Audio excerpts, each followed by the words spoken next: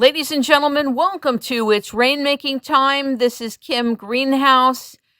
I have invited Dave Krieger, the author of Clouded Titles, a mind-blowing book on what has happened to the real estate and mortgage industry and how a single entity has created a virulent destruction of not only the real estate market, but of contract law.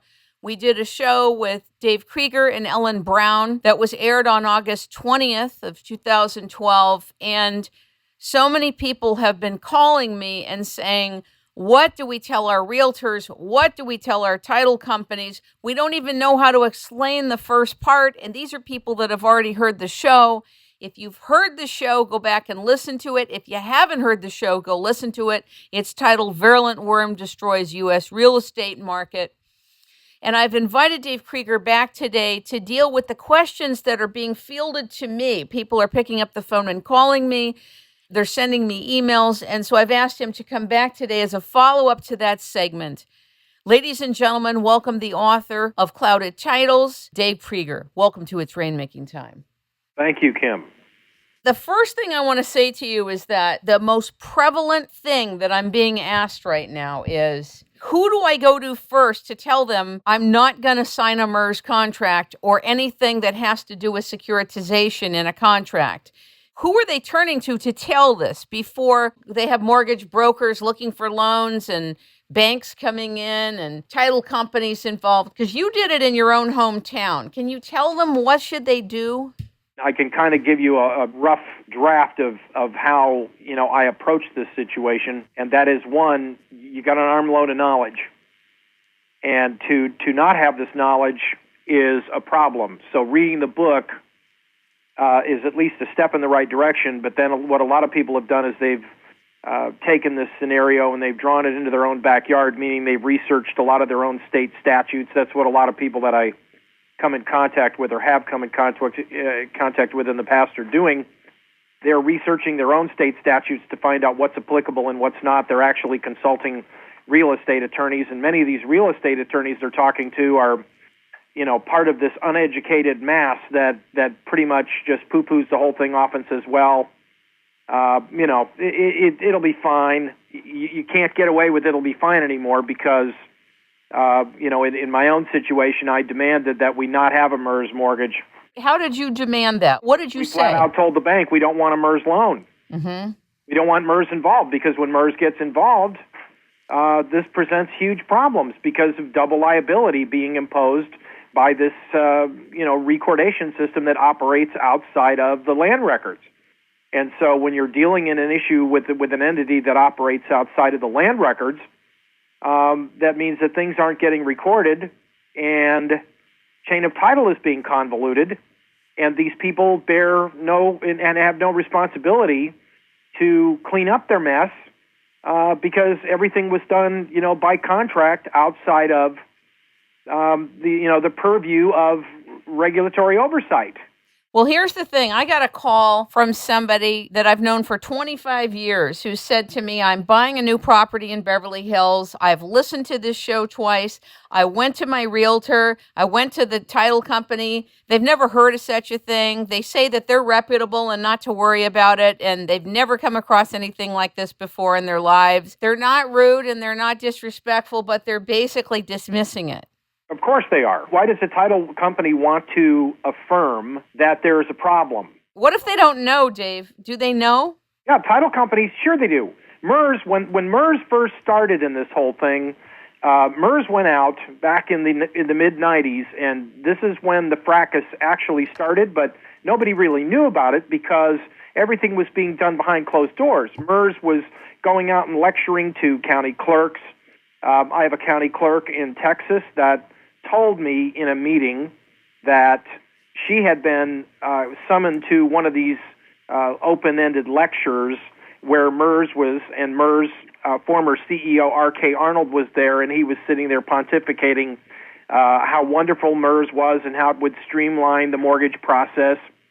And she got into a rip-roaring argument in front of everyone with this guy and said, you're up to no good here. This is going to totally put the screws to our land records. It's totally going to confuse the situation. MERS went out, and they have a PR department. Kim, don't get me wrong here. I mean, these folks know what they're doing. These folks have gone out and basically did the PR campaign all over the United States and convinced the title companies. And don't forget, American Land Title Association, which is a nonprofit organization called ALTA, they were involved in this. They were one of the founding members, and ALTA has members all over the United States. And that includes all the major title companies that are dismissing this. And they're all of the opinion that, yeah, we can write around MERS because MERS is they're the cat's meow. They're the big cheese. They can get away with anything. We just substitute MERS's name as a static agent, and then we can just do anything we want. Let's say right now I'm looking for property.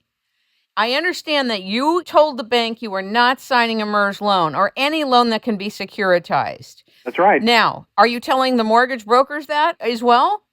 Yeah, well, actually, in this particular instance, I dealt directly with the bank because the bank actually owns the property and had a lien on the property and threatened to foreclose on the sellers if they didn't sell it. So the sellers are basically being forced to, make this property ready to sell, and the problem that they've got, like so many other people, is there's an emotional tie to a lot of these short sales. This is one of the reasons why I don't like them. I never liked them, and I tell people that short sales, as I wrote in the book, they have their pros and cons.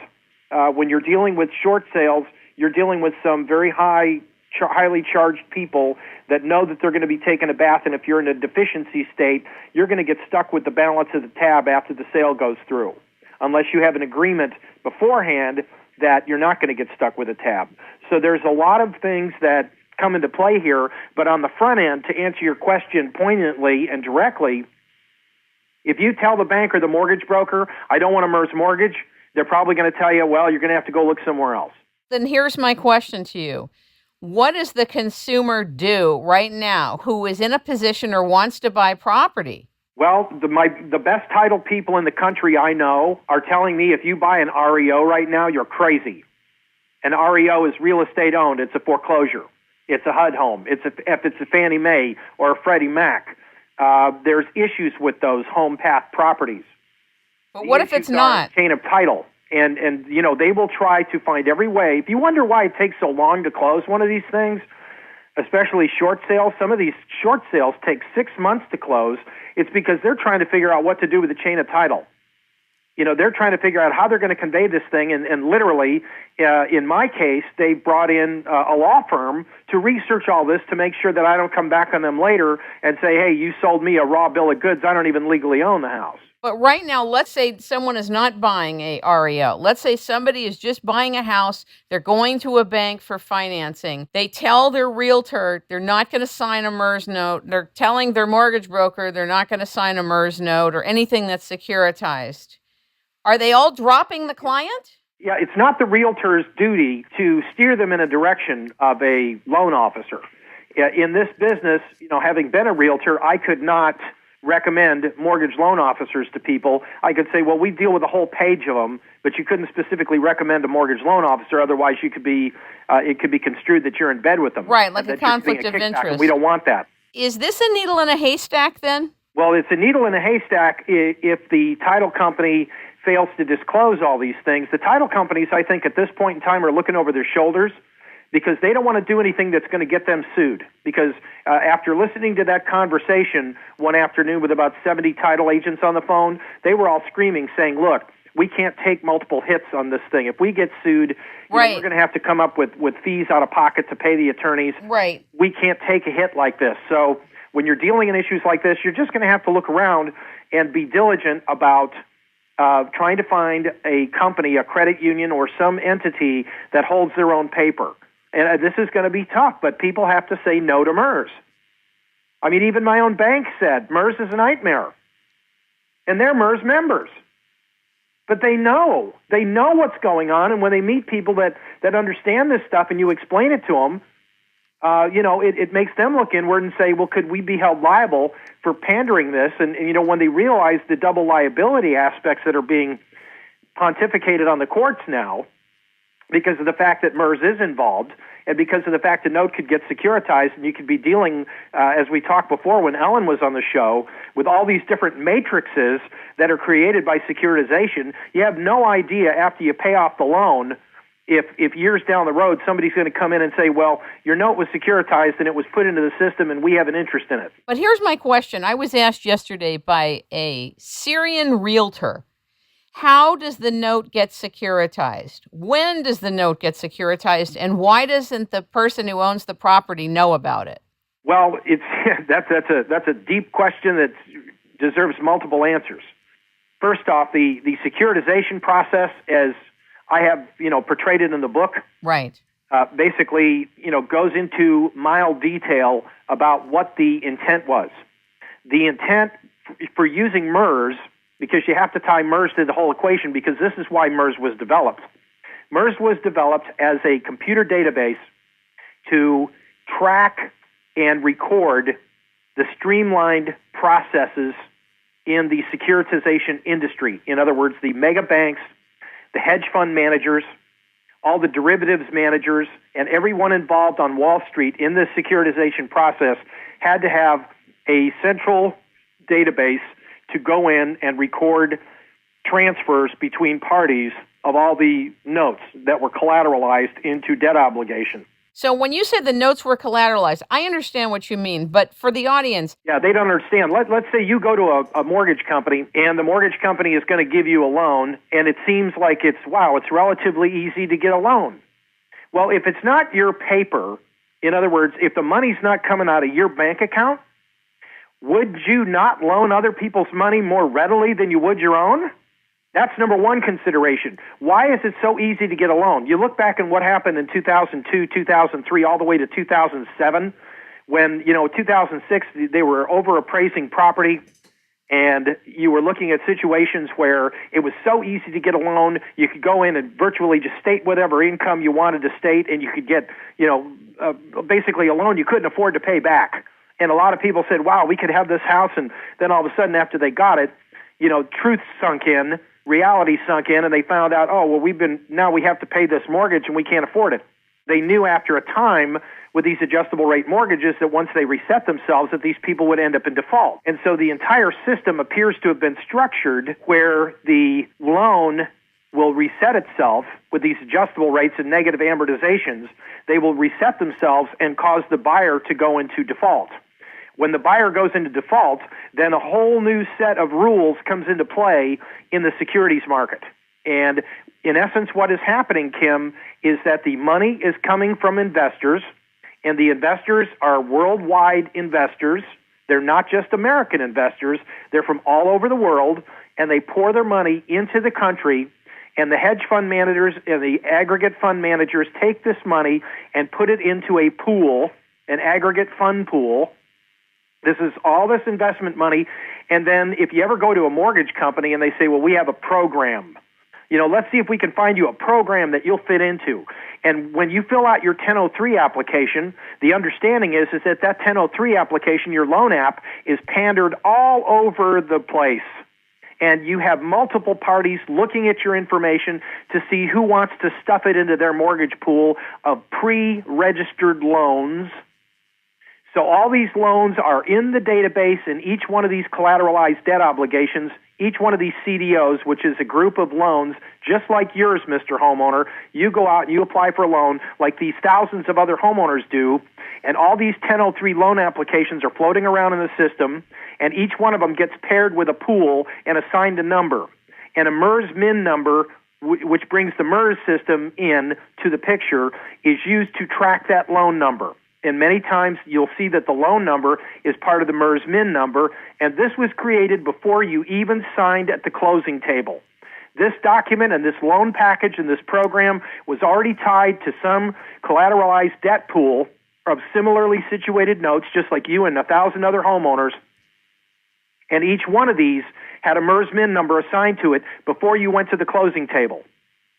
And the problem with this is you don't know where that money came from, but what we do know is that these investors who put the money in the pool in the first place bought non-recourse bonds, so they have no say in what happens to the money. and where it goes and who gets paid and how it gets paid and what gets transferred to whom. And as far as all the investors are concerned, investors want to know ROI. They want to know, what's my return on investment? And that's what I was going to ask you. Why is this attractive to investors that are involved in securitizing the note? Well, because they can buy different kinds of packages based on the prospectus. In other words, if you go buy stock, for example, and you want to find out about a company, you can get your stockbroker to give you what's known as a prospectus. And in the terminology of securities markets, it's called a 424B5 in most instances involving residential mortgage-backed securities. And a 424B5 basically contains a pooling and servicing agreement, or PSA, which we're now starting to see coming into play in a lot of these court cases where the lenders, the banks who are servicers for these trusts, these collateralized debt pools, are coming in and saying, well, we own the note, or we're servicing the note for this trust. And so we're foreclosing on behalf of the trust. Well, excuse me, when did the trust actually get the note? Because now what they have to prove, for the bank to actually come in, Kim, and try to prove when they got this would be their own undoing, because the notes were never transferred into the pool in a timely fashion to comport with the pooling and servicing agreement. And when you securitize a loan, by New York trust law, your loan is supposed to be in that trust within 90 days of the closing date. They have what's called a cutoff date. And the cutoff date generally is 90 days out, and then another like 110 or 120 days out is the closing date. So all the loans are supposed to be in the trust pool. Well, how can the loans be in the trust pool when the trust already had that money and all those loan numbers were there? I want to go back for... were assigned to a specific trust ahead of time. How's that possible? This is what the banks don't want to have to come into court and explain to the judge, because one, it would be so convoluted the court probably wouldn't understand it. And secondly, the bigger picture is when you go into the public land record and you look to see when a defaulted loan was placed into a trust, you're finding out that they're now manufacturing these assignments using these robo-signers. People have no personal knowledge or are using MERS to convey the property or the note into the trust, and they're doing it in 2010, 2011, 2012, when the note should have been in the pool 90 days after it was done in 2004, 2005, 2007, and whatnot.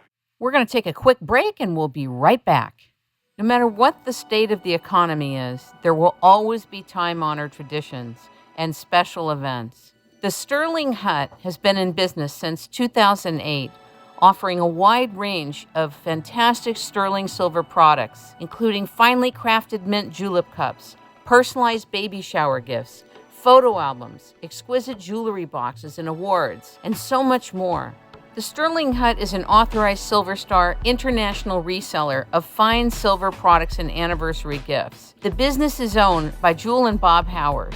If you would be interested in buying someone a gift of pure sterling silver or sterling plated silver, you can call 1-888-819-1009.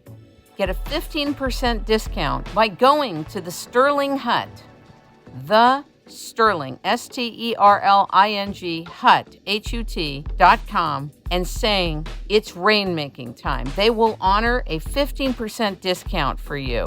Beautiful sterling silver gifts for all of life's occasions, manufactured in Italy and handcrafted by skilled artisans. They can also be engraved in sterling picture frames, oval and rectangular silver trays, champagne ice buckets, silver goblets, coffee and tea service, coffee pots, silver mugs, candelabras, and silver jewelry unrivaled in design and style. Go to the Sterling Hut at sterlinghut.com. I need to bring you back for a minute to the people that don't even have the essential frame of reference. You're at the top level of understanding what's going on every level of detail. I want to bring you back just a little bit so we can bring the audience with you. Why is it that a note that really represents debt, because it's not the collateral of the property, it's the part that hasn't been paid for yet, it's the debt on the property. Why can a debt be securitized? Why is that important for an investor? Well, the debt is securitized based on the fact that, the note is what they sell. The notes are what are sold on Wall Street. The notes are what are put into the pool and collateralized, and they buy what's, based on risk They had Standard & Poor's, Moody's, and Fitch's rating all of these notes and loans. And so, the particular programs I was discussing earlier, Kim, basically gave you the opportunity as an investor to buy based on the PSA and the prospectus you were looking at. You could buy different grades of loans. And the more interest you got paid, the higher the risk. A lot of investors would buy lower risk loans, and they would be in the higher tranches or slices of the pie of the entire trust pool. They would buy AAA rated knowing they were going to get paid off. And what we're finding now is a lot of these investors that bought the higher risk loans, where there were strings attached to these adjustable rate mortgages, which we found out later were designed to fail, so they could collect on the default insurance. This is what put AIG and MBIA and AMBAC under.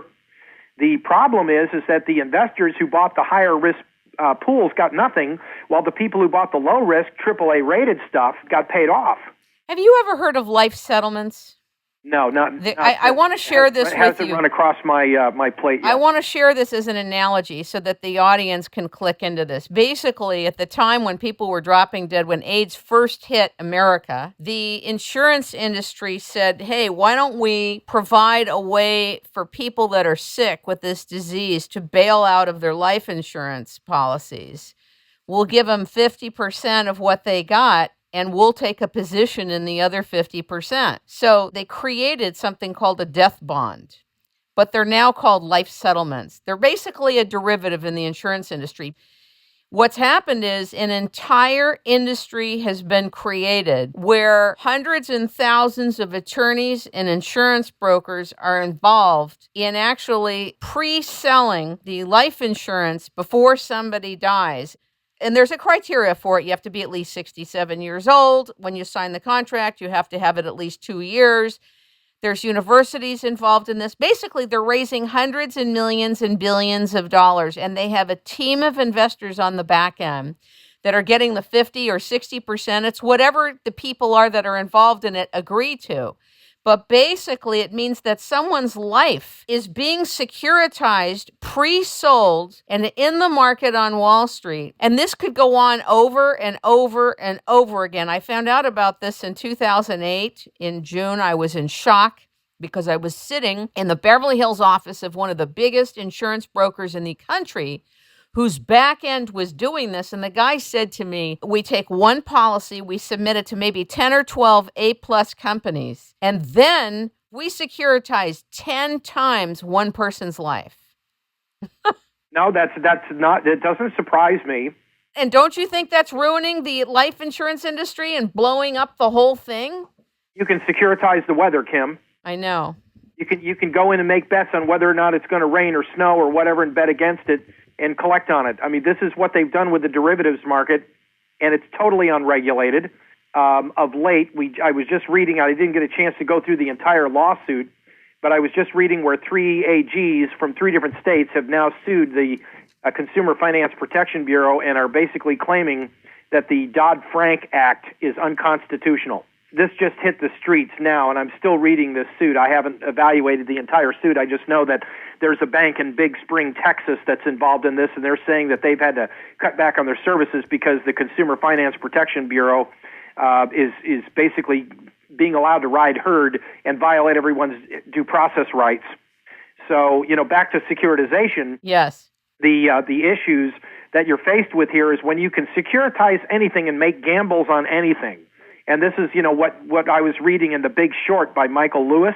That's another great book if you want to get your nose into securitization and understand how the process worked and how all these people came into the picture and what they did and how they did it.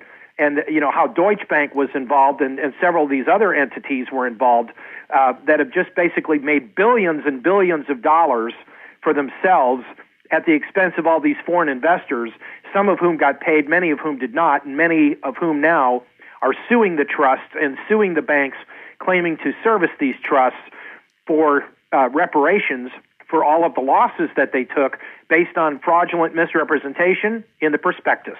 You know what this Because reminds the only me thing of? they can sue on is that they were lied to when the facts were given to them to make a decision on investing in the property. Do you know what this reminds me of, Dave? It reminds me of Monsanto changing the molecular structure of seeds, filing patents on it, and then the administration of this country putting the head of Monsanto as their director of agriculture. The fox's guarding the hen house. Exactly. And this reminds me of changing the molecular structure of transactions. Not the face, literally cellular, molecular level. Yes, I would agree with that. That's a good analogy. When you look at as a matter of fact, if you go to cloudedtitles.com and you look at my ad for the seminars that we do, the ad has a little electronic diagram in there that shows MERS and all the major lenders, and you can see all the matrices being formed in the ad. This kind of gives you a ground floor look-see at what you just described, in all these different matrices upon matrices upon matrices being set up, and supposedly the MERS database is tracking all this. Can you imagine, the government trying to go in and regulate a system that's been running for 13 years?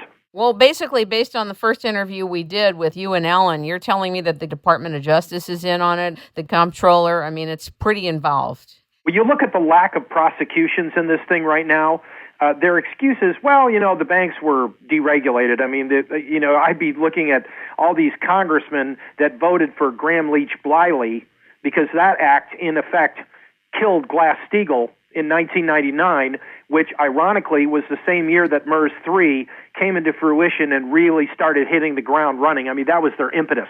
And then you look at the fact that Eric Holder and Lanny Brewer, who are in the DOJ, used to work for a law firm in D.C., Covington and Burling, who represent MERS Corp. So, when you look at the ties and the nexuses and the connections going on politically, you can see that, it just smacks of conspiracy and outright covert issue, but, try to prove that in court. Okay, I have a question from somebody who wrote on It's Rainmaking Time, and she has a serious problem in that she's in need of a hard money loan. She's trying to get a residence, and she has a credit problem, which is why she's going to a hard money lender. And what she wants to do is take a hard money loan, and then the minute she can refinance with a better rate, to do that, to renegotiate all the terms in such a way so she can protect herself against a clouded title. What do you say to her? Well, the problem with getting hard money loans is the rate of interest is so doggone high. How do you know you're not going to default before that happens? I mean, hard money lenders, you could literally go to find these people. I actually went to a mortgage broker, and the mortgage broker, when we first started looking at how we were going to finance a house, the mortgage broker said, well, I've got some hard money people here, but you're going to pay, 12 to 14% interest coming out of the gate. Right. And it can only be for short term. It'll only be for, 3 years, and then you're going to have to turn around. You're going to have to pay the hard money lender back because they're the type that only works on short-term notes. And so, they've got some criteria, and you're going to have to put, 30% down. And so that means of every $100,000 a house you buy, you got to put $33,000 down. And, you've got that money tied up and at risk, with high risk interest. But that's the only way she can get into a house. She wants to take this hard money loan to finance the purchase and secure the property before the other buyers snatch it. And then she wants to be able to refinance it so she doesn't have a clouded title. Right, I understand. And part of the problem with not having a clouded title, you got to look at where you have to do, obviously, the research on the subject property that you're looking at to make sure the title's not clouded in the first place. If you go run the address on the MERS Min search site, which if you go to mersinc.org, you can actually go on there and you can use their search engine and you can look up a property address to see if MERS was previously involved in the mortgage or in that property. And if it was, and it comes up and it shows you all these servicers, and you get results on it, then I would stay away from that property. And that we had to literally, before we found the place we got, I literally had to run searches on 200 properties. Maybe that's part of the new protocol that... I would say if you're going to be on the safe side, any smart investor is going to utilize that protocol. Okay. I'm just serious about this as a myocardial infarction, Kim, because when you're looking at issues like this, and you're looking at your money and you're looking at taking hard money, and you're putting your money and hard money at risk, you're basically giving the hard money lender complete interest in your property, and if you don't pay, he gets that property, you don't. And if you turn around and the property wasn't a min property in the first place and MERS wasn't involved, and you turn around and you go to a mortgage lender trying to get better terms because you can prove that you paid successfully during the course of the previous term, and you say, well, look, I've got 2 years of payments, I have 1 year left to refi, and so I want to get a refi on this house, and they stick you with a MERS mortgage, and now your title's clouded. You've got issues now with title. You mean you have to refinance with them? Well, no, that's what most mortgage companies do. Is a lot of them are plugged into the MERS system now because of the convenience and because of access to money. Because every time MERS is involved, you can anticipate that there's this investor money out there on Wall Street because that's why MERS is there.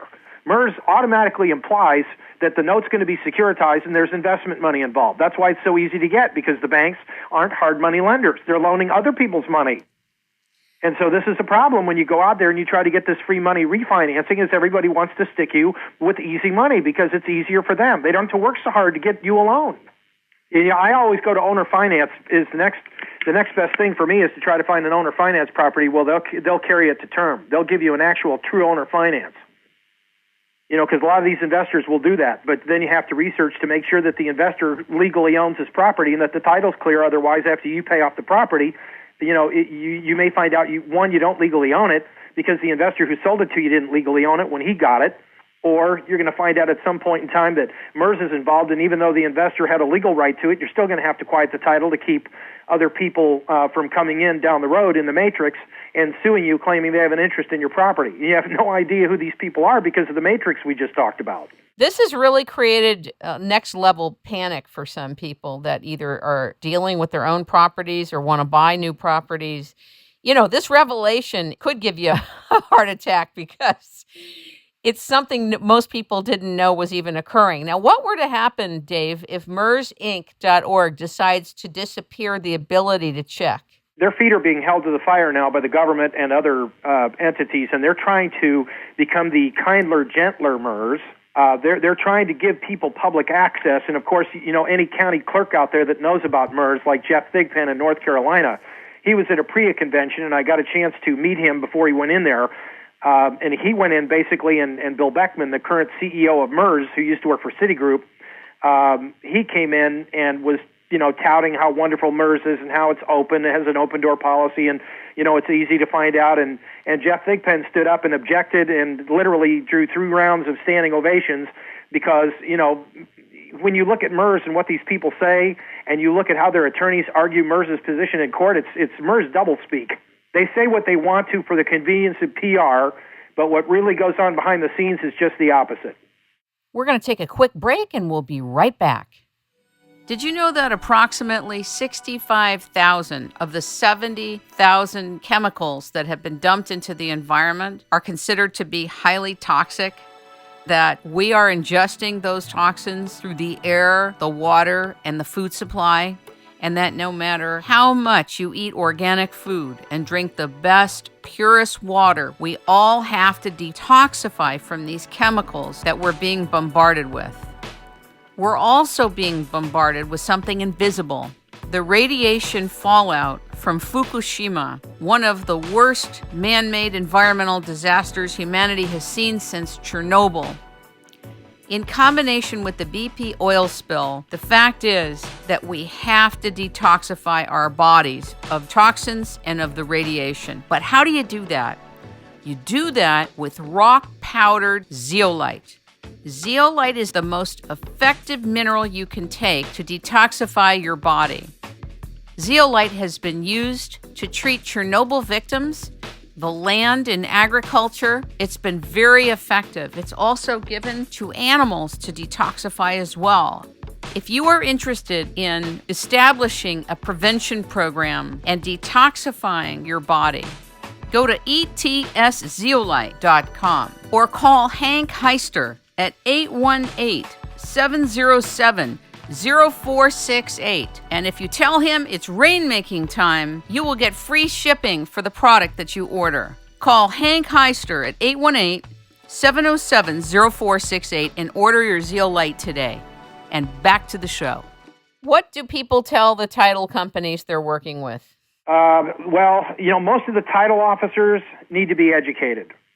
So and what there do we? are a lot of title companies now. Word is getting out to the smaller title companies what kind of risks are involved by looking at something like this. And you wonder why now Old Republic and companies like this are having a difficult time underwriting loans when there are issues that are unresolved, and it takes a lot longer to close loans because attorneys are getting involved behind the scene to make sure the title company's not going to get sued after the fact.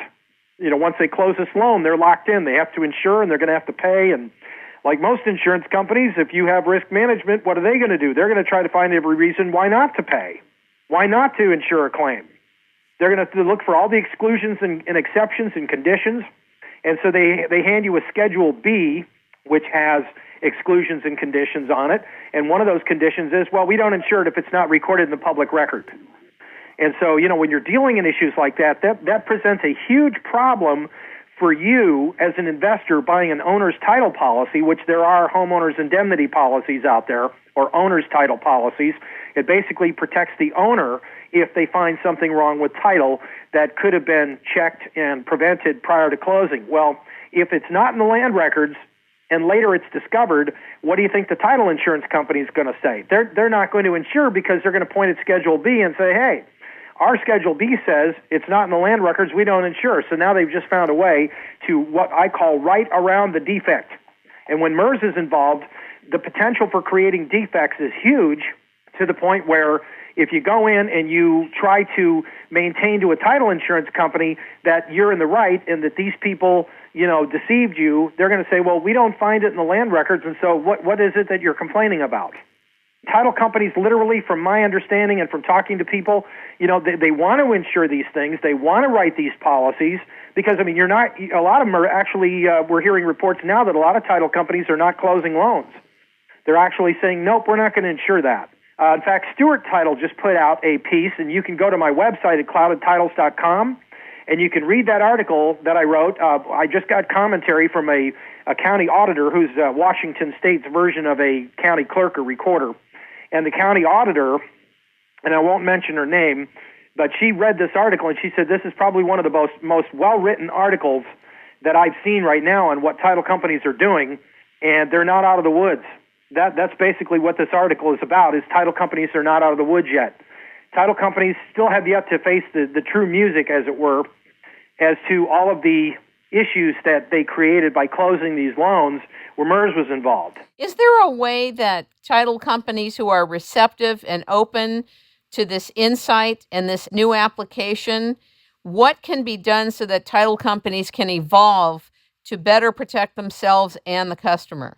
Well, title companies need to be educated. And obviously, the smaller title companies, I think it's a lot easier to get to them and get them a copy of the book or get them in front of attorneys that understand, the basic tenets of MERS and why it was designed and what people are facing when they go into a situation involving a MERS mortgage or anything that's been securitized. One of the things that I also have to point out is that the MERS website disclaims for accuracy, which means you don't know if the information that's on there is true. That's another problem. You can go on there and do a MERS min search, and you can see that there's an issue with a certain servicer or investor that appears to report on the MERS system, but those systems are maintained by the servicers and members themselves, not by MERS. This is not. This is like the credit bureaus, where the subscriber members, the creditors, they're the ones that actually input the data. But the FCRA, Fair Credit Reporting Act, actually mandates the fact that the repositories, the credit repositories, being Experian, Equifax, and TransUnion, and Innovus, they all have to go in and basically maintain and police the accuracy of the records. MERS has no such regulatory oversight.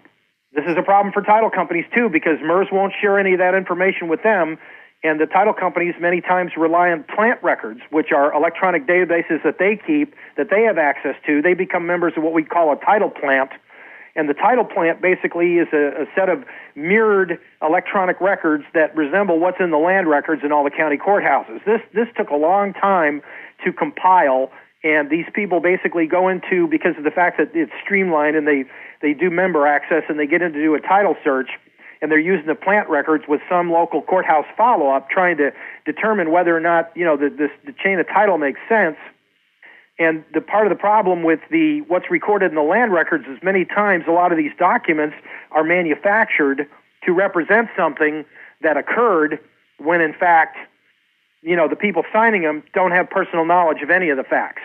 If 98% of the loans out there are MERS-connected loans, then the 2% that are out there is really what's left, if there's even 2%. My question to you is, are you going to start some type of clearinghouse or database so that people can look and people can let each other know which banks and which title companies are actually dealing ethically in these type of transactions? Yeah, that's a good question. There are people out there right now that are trying to come up with a game plan like that. There are banks out there right now, and don't get me wrong, there are good banks. Yeah, I know that. The Bank of North Dakota is probably one of the best business models of any bank in the United States of America today because a lot of it is subsidized by the state. It's basically underwritten by the state. If you to put it in a long and short perspective, not every state has the foreknowledge and the foresight to look at a situation and say, hey, we can make the best of both worlds if we would just look at our own situation and make it right from the get-go and have the state overseeing all these things. That way, with it's better regulation, people can't get away with as much. Yet the MERS system, they infiltrated the state of North Dakota like every other state in the union. Getting back to your comment about the whether or not I would do something like this. This is we're always looking for banks that would serve as a clearinghouse. That we could get information from where it says, yeah, we can do a MERS loan, or don't do a MERS loan. And, because there are some banks who won't do a MERS loan. There are some banks I found out that if you don't want a MERS loan, they won't do one. We have title companies that say MERS is a big black hole. Perhaps we should be looking at what title companies are now going to say, we don't write policies where MERS is involved. Isn't there a way to compile that to get everybody in the U.S. helping each other to create a list? Because this is going to slow the purchase of properties across America, because it's like, sure it is. You're introducing something. You're saying, red light, people, red light. Hold it. Pause. Maybe that's something you should do. Maybe I will. Yeah, you should set up a clearinghouse for that because, if people run across deals like I ran across, and I had to look, like I said, I went through 200 different properties before I found the one that I bought. What is the essence of it? Clouded title means it's securitized, correct? Well, no, it's not necessarily that. A clouded title basically means that there is some issue with the chain of title that is causing it to have a defect where a reasonable and prudent buyer would not purchase it because of the defect. He could not convey clear title, and so why would he want to buy a piece of property like that when clear title can't be conveyed? That's the long and short of this. And so any time that an issue arises wherein it could be construed as a defect on title, that is what causes the actual cloud, which then is determined by the court in a lawsuit called a quiet title action or suit to remove a cloud, that an actual cloud exists, an actual issue exists that needs to be resolved for this property to become marketable again. This whole thing, interestingly enough, that you've discovered and brought to light is very inconvenient for the real estate industry. Oh, yes, it is, because the real estate industry, they just want to sell houses. This is how realtors get paid. They make commissions. But I can tell you right now, we have a realtor who works for a company in Kansas City, a very large national company, and I'm not going to mention the name, but she actually told her brokers, you need to tell your agents to stay away from REOs and short sales. This is going to come back to bite you. And one day she was in a meeting with a broker, and another agent came in and said, I've got a problem. And she turned around and she goes, oh, let me guess, it involves a short sale. And he says, yep. He says, it's a short sale, and I've got 4 different lenders claiming they own it. Is there anywhere else a customer can look other than on mersinc.org to see if the property they want to buy has some type of securitization or some type of activity with MERS on it? Well, it's not just MERS that you have to worry about. A lot of these banks, like Chase, they have what's known as acquisition trusts or 144As. The 144A designation means that they are not required to report. And so many times what people are doing is they're going out and they're getting securitization audits. But, largely in part, people can't, you won't find out about this until after the fact. This is why I developed chain of title assessments, and this is why I'm doing workshops all over the country, Kim, is to teach people how to recognize problems. And many of the people that attend the class don't want to become CODA preparers. They don't want to be the ones to sit down and have to go through all this paperwork day in and day out, until they get eye strain looking at these documents, trying to figure out whether or not there is a potential issue there that the investor needs to worry about. And many investors just take this class for their own benefit so they can go in and learn how to spot problems. So, that being said, this basically is a quagmire of investigative procedure that has to be uncovered before one can make a logical decision on buying a piece of property that's not going to come back and bite him in the keister later on. What's interesting, it's not the same world we were in 30 years ago, is it? No, it's not the same world we were in 13 years ago. 13 years ago is when MERS started, and it's going to take a whole century to clean up what MERS did for 13 years. I know you said on your book that most of America may have clouded titles. Do you think that it's still going to be a pleasure to buy land now? That's a different animal. Actually, I'll tell you, that's probably your better investment. I like tax deeds, and if I were a betting investor, I would be out buying tax deeds right now, because if you go to any of these tax lien or tax deed sales, you see all the institutionalized investors sitting in the front row. Yeah, they're there for a reason, because they know they can make gobs of money. And they're using all that money that, your audience that has these certificates of deposit and goes in and gets paid 1.5 for leaving it in there for a year. Right. They're taking their certificates of deposit and going in and buying tax liens and tax deeds and flipping these things for 12 and 15% return and giving you 1.5 back. Gee, that really makes it nice knowing you just bought a certificate of deposit and the bank is making beaucoup bucks off your investment and paying you nothing. Wow. What do you think of people that may be listening to this, for whom their perception may be clouded, they may be a bit negative, and they think, we haven't heard about this. This guy's making a big deal out of it. He's an opportunist. He's creating a panic out of something that doesn't exist. I love it. There's going to be people out there that, really do. I just laugh and I say, the first time you get sued, then, when somebody comes back and you pay off your property, you go ahead and buy a MERS loan. And you like this couple in Plant City, Florida, that paid off their house, and 6 years later, Bank of America, on behalf of some entity on Wall Street, is coming back and foreclosing on them. Now, here's what I want to ask you about that, because you brought up that issue in the first show we did together. How is it possible to pay off your home and be foreclosed on? We go on the premise, Kim, that the left hand doesn't know what the right hand is doing. If the left hand doesn't know what the right hand is doing, and you've got this matrix that we've been talking about that people are, obviously it's overwhelming just trying to visualize the matrix in the way it explodes on Wall Street. But when you've got a loan being sold off and fractionalized into, I'm just going to say 35 pieces, for example.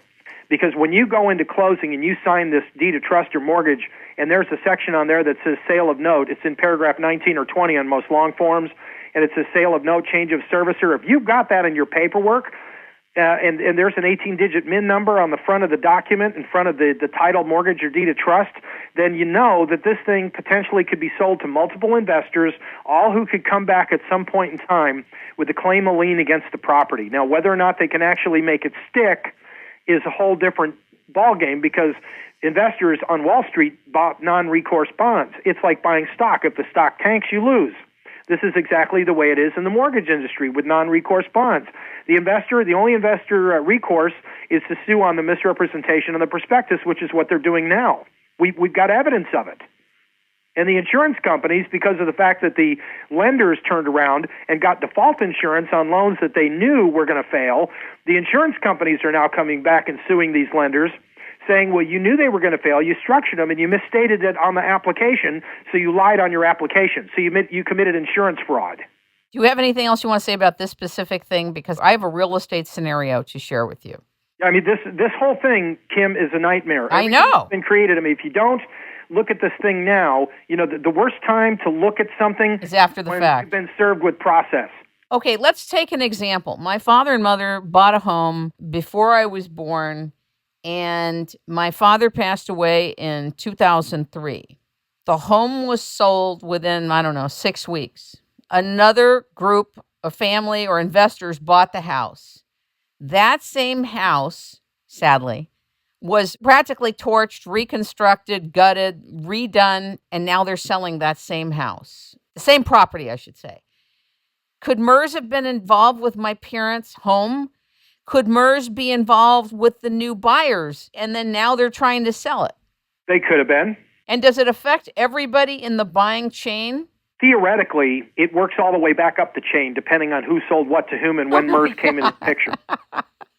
Yeah, and see, I know you're laughing, but this is the only stock answer. I maybe can't even. It's like a wild ride to hell, Dave. Yeah, this is a situation where if you go in and you do the research and you look at the land records and you find out, okay, they got a mortgage on the property, and for them to actually be able to rebuild and gut the place and redo it all, then you ask yourself, okay, where'd they get the money from? Did they get it from their own private funds, or did they actually go out and borrow? Because, we got 70 million mortgages in America, allegedly, that have been tainted by the MERS system. Well, I have a question about that, too. How do you know that? Where did you come up with 70 million homes that may be tainted? We've got, first off, the circumstances with MERS and the numbers that we get. Most of the stuff, Kim, is out of MERS' own PR department. MERS has stated that it has conveyed some 28 to 30 million pieces of property, reconveyed by any of its what we call certifying officers. These are people that apparently have been given some sort of signing authority from MERS to act as in its stead to document. Mostly we see this on document manufacturers, these third-party document processing plants. They have people that sign these things and reconvey it back into people's possession without personal knowledge of whether or not the note has actually been paid off, because they don't really have that information, and they certainly don't have personal knowledge, but they're conveying that they do. This is what's caused such a big legal issue. The other aspect is MERS's own admission that its database contains 30 to 35 million at any point in time real estate transactions that it monitors. And so when you look at what's happened since 1999, when MERS 3 actually came into fruition January 1, and you extrapolate those figures of what they claim to have in their database now versus what they had in their database then, you're looking at roughly 70 million titles to property that are affected by this. And explain what a reconveyance is to the audience. Okay, a reconveyance is like where you go in and you pay off your home, and you have, if you're in a mortgage state, you'll have what's known as a release of lien or satisfaction of mortgage filed. Okay. In a deed of trust state, where you have a deed of trust, you'll have a deed of reconveyance filed, meaning the trustee is reconveying the property in a deed of trust state. So basically it means that we're giving it back to you, but we're giving it back to you without warranty. You conveyed, this is what's so ironic about this whole thing, you convey something to someone with warranty and you agree to defend title as grantor, but when they convey it back to you, they convey it back in as is, where is condition, whether or not there's any strings attached, because basically they're saying we're not liable if somebody clouds title to this property. You can't come back and sue us because we reconveyed it to you without warranty, and you agreed to that when you signed the deed of trust mortgage. Oh my! This is what's so weird, and people think this is wonderful, going out and getting mortgages. And see, like I said before, they're so wanting the keys to the house, they won't read the documents. They don't want to have an attorney. They say, look, you can go get an attorney and have them read these and explain these documents to you. But see, this is what we do when we do chain of title assessments. Kim, we're reviewing all the stuff these people didn't read at closing.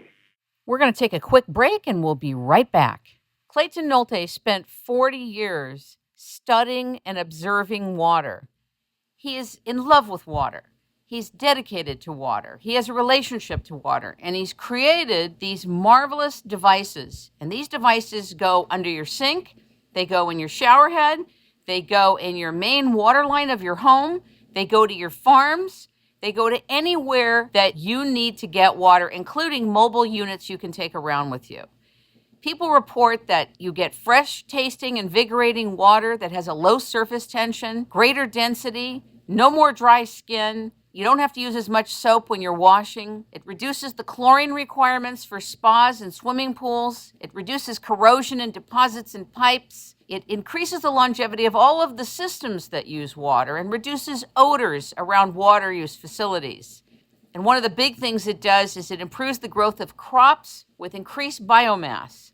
You need to go to naturalactionwater.com and read about the benefits of the devices that Clayton Nolte made. When you're done with that, we also did an interview with him, but if you really want to bring a totally different kind of water into your homes, into your apartments, into your buildings, into your farms, and in your land, go to naturalactionwater.com and call Natural Action Water at 928-567-6466. 928-567-6466. And back to the show. How fast can someone call your company and have you look at the docs before they're signed? I've had stuff flow across my desk, and if they didn't want, if they just wanted a cursory review of documents, I mean, they literally could scan and send PDFs. But because of the fact that right now I'm in the process of training more and more coda preparers, right, there might be a chance that I might have to, refer this to someone else in my network. If you go on my website, there are other companies on cloudedtitles.com. You can click on any of the links of these other companies in the right-hand margin of the website, and they actually will do this research as well. In fact, I'm promoting it. I'm promoting them. I want them to have business because this is how you share the wealth. This is how you create jobs for people, which obviously, this being an election year, has become a real hinge pin of political debate, is how many jobs did you create and how many jobs were lost, and look what you inherited, and let's see how many fingers I can point blame at. Right. The thing is, we're actually creating jobs. We're actually showing people how to do something and make a good living doing it. It seems to me that there's a greater need for this than there is the supply chain, and that's the tragedy. It is, and it's sad because, everything stagnates while they're waiting for us to gear up. The more and more people that become educated, the more power we have and the more we can move this thing forward and get it resolved. I really appreciate you coming back on the show. Is there anything else you'd like to say right now to people that want to buy property, they're hungry to buy property, so hungry that they really don't want to deal with the fine print? You're taking a risk if you go out and you step into, you risk stepping into it, and it meaning, what happens. Without looking first, you're not a smart investor if you don't look to see what it is you're buying. Even many of the books I'm reading on doing tax liens and tax deeds, the one thing that the attorney, this one particular book that I read by Larry Loftus, he basically says, look, you need to go look at the property that you're buying, and you need to make sure from the legal description that that property is the right property. You might be buying the property next door. You need to make sure that the listing that you're purchasing is the accurate listing and that everything that they say they can deliver, they can deliver. What's the name of that book? Any investor knows this. What's the name of that book? That sounds like a good book. It's buying tax liens and tax deeds. If you Google Larry Loftus, Loftis, he's an attorney in Orlando. He's made millions of dollars buying up property. In fact, one of the things I found rather funny in the book, he bought a tax lien on a piece of property that turned out to be the only ingress and egress to a Walgreens store.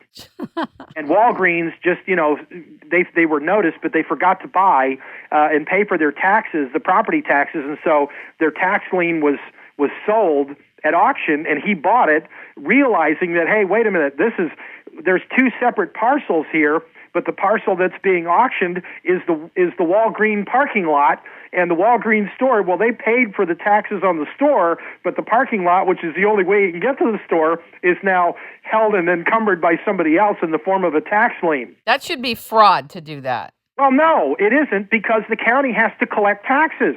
And so, they got to get it from somewhere, and if they notice Walgreens and some corporate minion shuffles it under the rug or sticks it in a file that, it goes unnoticed, well, they got to collect their tax, and so they're going to sell the lien to somebody, and then all of a sudden they get notice that their property's been sold, and they go, oh, darn, we're going to have to go take care of this, and so they basically have to pay the investor who bought the tax lien the interest and the penalties that go with the purchase, and this is how these tax lien and tax deed investors make their money. I'd rather buy those than buy real estate. Sure. No, when I said fraud, I was referring to the listing, when people are looking at the listing and then it's not being related the way it really is. That's what I meant. Yeah, I mean, you'll find a bunch of those. That's why, any smart investor out there, and I'm just talking in general terms here, Kim, but any smart investor out there is going to do his homework. Especially in this day and age, you're not going to throw good money after bad. What do you tell people who say, look, my attorney has been a real estate attorney for 35 years or 20 years. They're the best of the best, and they never heard of any of this stuff, and they can't even figure out what you're talking about? I'd be finding another real estate attorney. And I hate to say that, but, John Lindeman, if you read the front end of my book, John Lindeman, who's an attorney in Florida that is on the forefront of this foreclosure defense issue, he has basically said that a good attorney is going to be taking continuing legal education and is going to be updating himself and familiarizing himself with all aspects of the real estate industry and what's going on in property law. And if he doesn't, if he refuses to get educated, you don't need him. He's going to give you bad advice because he's misinformed. This is the problem and the risk that we take hiring an attorney that's not educated. I'm seeing more and more attorneys coming out of the gate. In fact, former Ohio Attorney General Mark Dan, who is in my network, we're very well acquainted. We talk on occasion. Mark has a school called lawprofits.org where he teaches attorneys this stuff and teaches attorneys how to move forward. We've got Max Gardner, who is failing in health, still doing classes, teaching people bankruptcy law from his home in Shelby, North Carolina.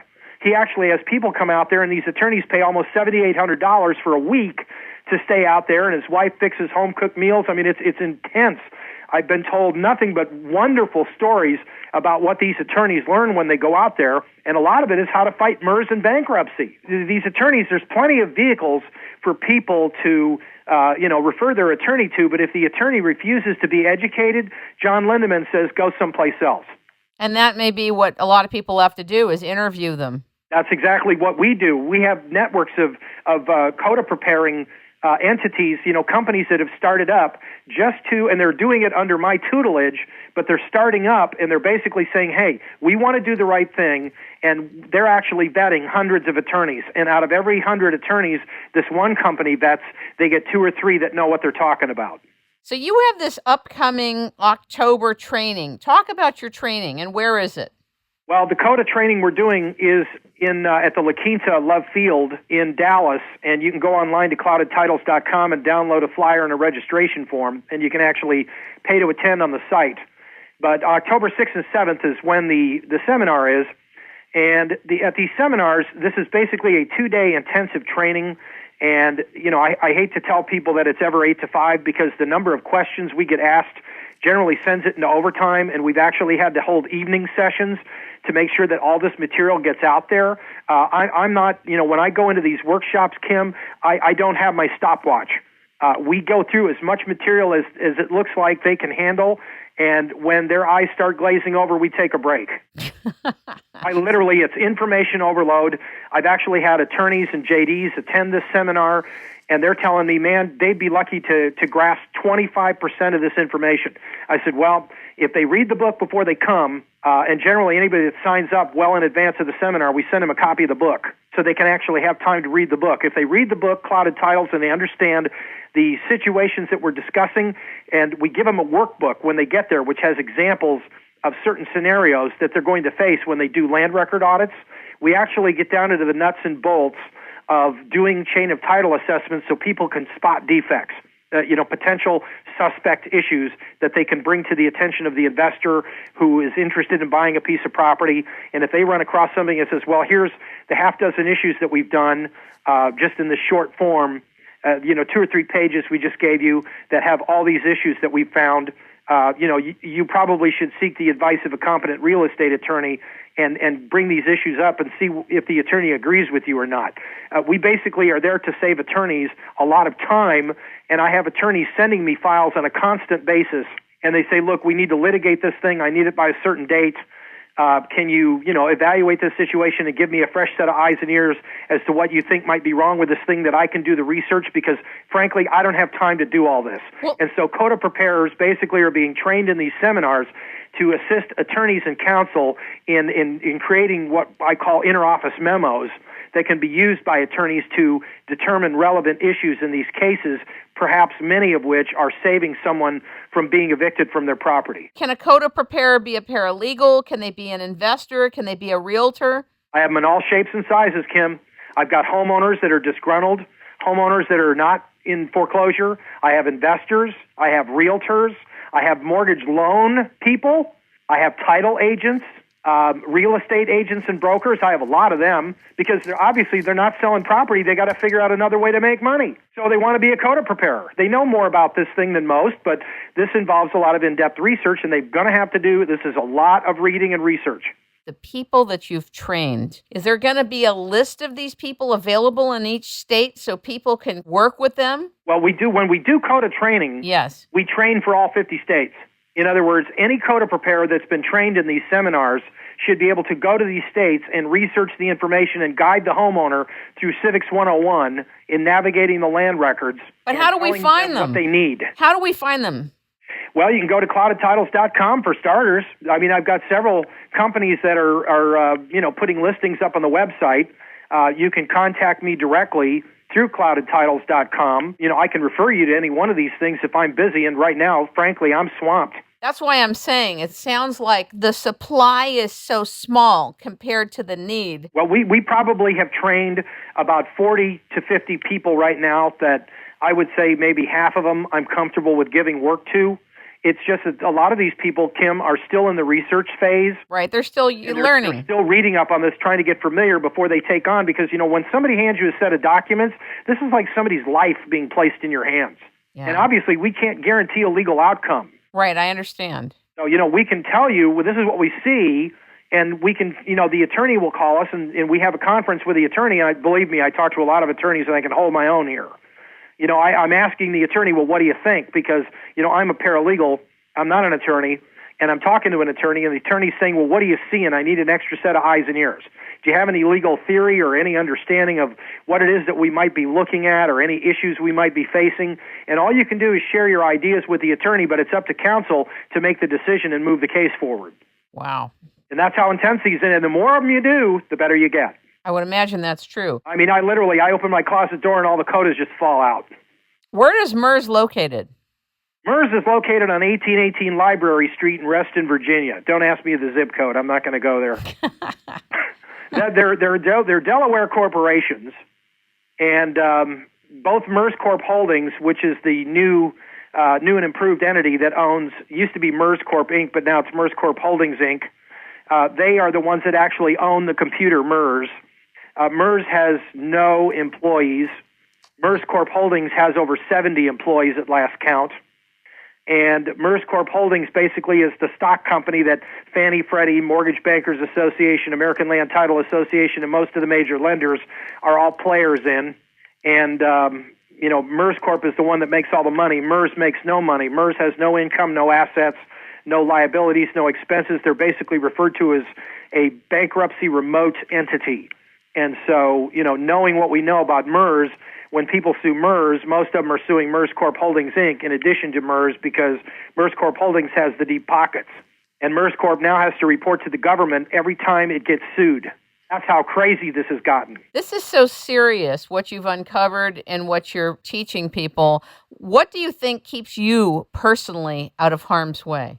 Well, for starters, because of the fact that, the more exposed you are, the less of a target you become. Right. That's always been a big concern of ours, too, because, what's to stop them from having you taken out? I mean, I get asked that question a lot.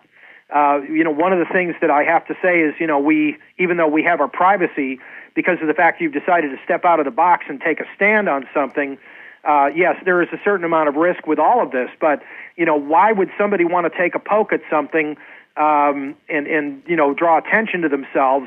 Because, any number of people would all of a sudden become investigative targets if something ever happened to me. They would start looking in my files. They would start saying, okay, somebody who knew him or had a close personal relationship with him is now suspect. I mean, there's any number of things. And the more vehicles like yours that, we put this stuff out on and that people become aware of, the only thing they can do is go on and refute my testimony. Or anything that I have to say about the subject matter. They can attempt to refute me and come against me. I learn very well. Some of the best stuff I learn about this whole situation is from MERS and the bank's own attorneys. When they file documents and I'm reading their pleadings and case citations and the stuff that they try to bring forward in court, I get more of an education than I do just doing regular legal research. Do you consider yourself, in effect, not only a paralegal and a teacher now, but a whistleblower? Well, not so much that. I think that there's, I don't have that kind of inside information. However, I know 2 or 3 individuals who are. Obviously we're not going to discuss it because they haven't come out yet, but they've expressed an interest to me that they want to come forward. They're connected with title companies and reporting companies and various other outlets. And so, when you're dealing with issues like this, we're telling these people, look, you need to get an attorney because an attorney needs to represent you if you're not already an attorney. Like Lynn Zamoniak, she went in and exposed all this fraud in the land records with Linda Green and all this other stuff, and she just got an $18 million settlement as a whistleblower, all because of the mortgage industry, and this is not over yet. When I asked you that question, I didn't mean that that's your raison d'etre, but in effect, you are blowing the whistle on this MERS scenario. Well, from a news standpoint, I'm just reporting what we see out there. Right, no, I understand. If I were doing what you do, I would never use Gmail as an account. I would never use these online emails. Everybody has their reasons for not using Gmail. But, the thing is most of the people, when I get these documents, I'm getting them by certified or registered or, express mail. I'm getting most of the documents that are sent to me. They're not coming through the website or coming through my internet inbox. They're coming in hard copy because that's the way I like to review the documents. Right. Many of them are going to the courthouse and getting the documents certified before they send them. Yes. And I don't really need certified documents. I can get by with just doing office copies. I mean, it's just extra added expense.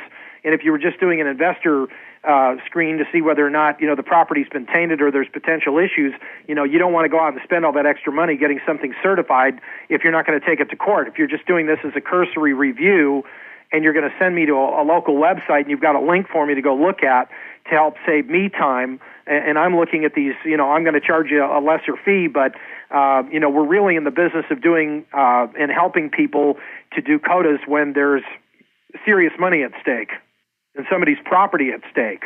If you had a magic wand right now and you could really fast track the remedy on a systemic level and you didn't have to force anything because you had the magic wand, what systemic actions would you take and put in place to create either I don't know that you could definitely tabula rasa, clean slate it, but from this point forward, on some level, it would be obviously illegal. How would you make it illegal for this to be?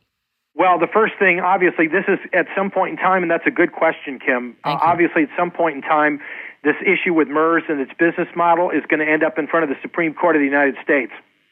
Right now, the state of Washington, and soon to be, I think, the state of Oregon, Washington has ruled that MERS is not a valid beneficiary, and now MERS is starting to see more and more lawsuits coming forward against it under Consumer Protection Act claims, and we've had one case right now that I think it appears to have been improperly pled, and unfortunately, MERS won that one, and the case was dismissed against them.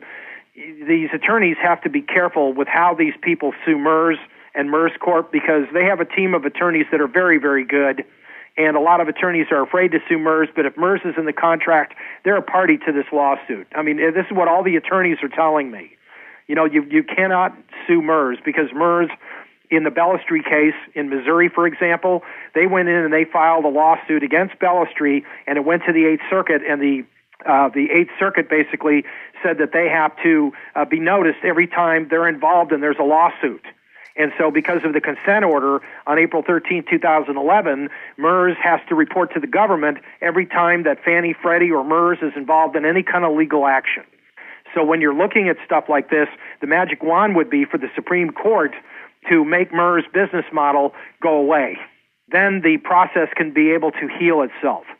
If the business model goes away, how does that manifest itself? Well, if the MERS business model is no longer present, then that means that you have a century of legal wrangling in the court system based on the ruling that you get from the Supreme Court that MERS business model was flawed ab initio and that the lenders relied on this system to, and this is something that we're seeing, and I got to really point this out as long as we've got a minute to do this. You have to look at all of these lawsuits that are being brought by county clerks and recorders that are saying that MERS is deprived of all these fees. Most recently, a suit was dismissed against MERS in Arkansas, in one of these counties in Arkansas, who came and litigated against it, claiming that we were deprived because MERS didn't record all the documents it was supposed to, and so MERS is liable to us for all these back fees. Any state or county that has come against MERS on claims like this, solely on these claims, are getting tossed out. In Texas, the Dallas County versus MERS case also asserted that MERS violated statute when it did not record every single item in the chain of document as required under 192.007, and that case is still going. That case has not been dismissed because the claims are different from all these other cases. They're arguing what happened to the chain of title and the land records as a result of the MERS business model. This is what's different from a lot of these other cases, so it seems. Basically, you would wipe their model out, and then the last 13 years, which has created all this havoc, would be gone. But what about what Ellen said in the first show we all did, which is what happens to the investors on the security side? Well, the investors on the security side, obviously they bought non-recourse bonds, and if at some point in time they're going to have to get a hold of the securities industry, and they're going to have to put the Glass-Steagall regulations back in place. They're going to have to remove those the Graham-Leach-Bliley issues that gave Glass-Steagall the red light and said, nope, you can't do this. The banks now get to enter the securities trade. So you're going to have to re-regulate the banks and tell them, sorry, but you can't go back in and securitize all of these mortgages, and you can't securitize the weather, and you can't do any of this stuff anymore. Well, to me, it's a little late for that, and any investor that goes in to try to play on the securities market at the expense of the insurance companies and the American taxpayer, really needs a good tongue lashing. And obviously, I mean, there's nothing that we as individuals can do. This is something that we depend on our government to do. That government, as of this date, has failed at this point to address. You're really incredible, Dave Krieger. You're really doing such good work in the world. We need you. We need millions of you around America. I wonder if this is going on in other parts of the world. I had a lady from Australia write me and ask me, she thought that her loan was securitized. And I said, well, if Deutsche Bank's involved and they're in Germany and IKB and these other German investors are involved, I would imagine that securitization is going on worldwide. I had sent a friend of mine in Australia the show that we did. Maybe she emailed you. Maybe that was the same one I got an email from a long time ago, because I said, look, I can't really address what's going on in Australia because, the sum and substance and focus of our research has been in the United States. But it would appear to me that, securitization is possible anywhere in the world. So, the headaches and nightmares that go with securitization, if the chain of title scenarios were the same in every other country in the world, and title was a recognized item, and we knew that, if MERS was involved worldwide, which we don't know that they are or are not, because the focus, again, has been on the United States of America. The bigger picture here is when you look at the sum and substance of every single thing, and you look at and you put on the conspiracy theory cap, you have to ask yourself, why did they create this system? Why did this system come into play at the same time the Glass-Steagall Act was removed? Why are all of a sudden all these properties and chains of title, these properties being made defective and clouded? Why is this? What's the ultimate goal of these people? To enrich themselves at the expense of others? That's bad banking business in my book. I think a lot of the business of banking is troubled from the ground. Tell us the dates again for your up-and-coming seminar. The seminar in Dallas is October 6th and 7th at La Quinta Inn & Suites at Love Field, Dallas. Are you doing anything in November and December, or you don't know that yet? We actually, in the latter part of October, we are doing an audit of a county land record. A county in Texas has asked me to bring my team in, and there's about 6 of us going into the land records, and we're working with the deputy clerks there and the archive clerks to research about 4,400 files. That's fascinating. And, generally we can go in 7 to 10 days and do this. It may take longer. It just depends on, what we're running into and how bad things are. But, the sum and substance is to find how many suspect issues there are in the land records, how much robo-signing, how much surrogate signing, how much suspect forgery. These are the kinds of things we would do in an audit, and that's going to pretty much be taking up most of my October and November. The part of our conversation today where I asked you about the purchase of land, and you said that's probably better for people rather than properties, but how do you know it's not going on with land as well, or do you think it is? Well, most of the time when people buy land, This is the one thing that most of the real estate attorneys I deal with talk to me about. It's like, why do you want to buy 12 acres? Well, because I can. Well, what are you going to do with the 12 acres when you got it? Because there's no income there.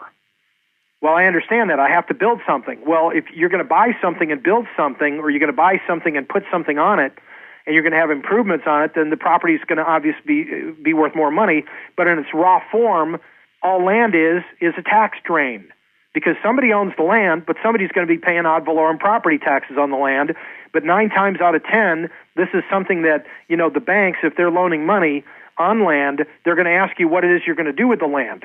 They want to know how they're going to get paid back. It's much harder to get loans on land unless you go through some place like Texas Veterans Land Board, where you can actually, as a veteran, you can actually go on and buy tracts of land from Texas Veterans Land Board for 5% down. And the interest rate is 7.25%, and they don't care what you do with it as long as you pay. Your credit's good, and you can pay the monthly payment. You can put a mobile home on there, and you can live there and basically just pay the Texas Veterans Land Board your monthly payment. And now, unfortunately, we don't know that the Texas Veterans Land Board securitizes these mortgages that they make. We have no idea whether they do or whether they don't. I haven't seen MERS on any of these land contracts that Texas Veterans Land Board uses. We're assuming that you're looking at residential mortgage-backed securities, and if a land doesn't have a residence on it, how would it qualify as an RMBS? It wouldn't. So, we more times than not think that buying land that's been in a family for centuries is probably a much safer investment, especially when you're going in and developing it with your own money. And this you could probably, like I did when I sold my property in Texas, we were able to convey clear title because I started out with a raw tract of land and put a house on it. That's great. I did this without going to the bank and getting a mortgage. Very, very cool. I really want to thank you for coming on the show today. And I know I asked you very short notice, but I've been getting so many calls and so many people concerned. And I've been sharing what you found and what you're doing and telling people to buy your book and become involved and not to pretend this doesn't exist. I really want to thank you for coming on again. And ladies and gentlemen, if you would like to find out more, go to cloudedtitles.com. Pick up the book. Dave also has a book on credit that's actually being redone, but is available now too as well, right, Dave? Well, actually, I'm working on the 5th updated edition, and I'm hoping to have it out ready to go by January, end of January. That's going to include, by the way, the new credit restoration primer is going to have stuff in there on mortgages. Fantastic. Thank you so much for being with us, Dave. I appreciate your time, and thanks for caring, Kim. I do care. It's rainmaking time.